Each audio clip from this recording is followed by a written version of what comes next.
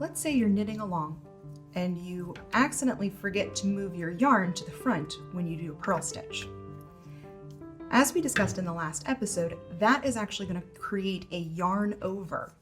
And it's actually going to create a new stitch where you don't want one.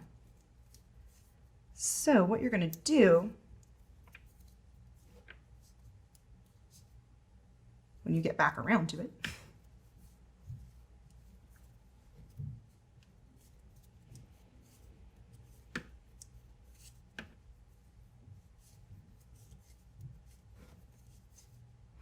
okay, so I am back to that yarn over now.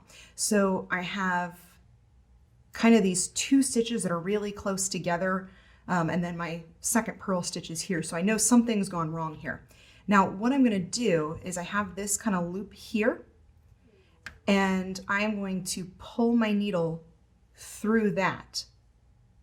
Let me show you that again. So I have these two here with this part stretching across. I'm going to pull my needle under that, and then this is just going to drop down to become the stitch. Now it's going to look a little bit stretched out right now, but as you knit along, it's going to be a little bit more absorbed into the fabric as you go.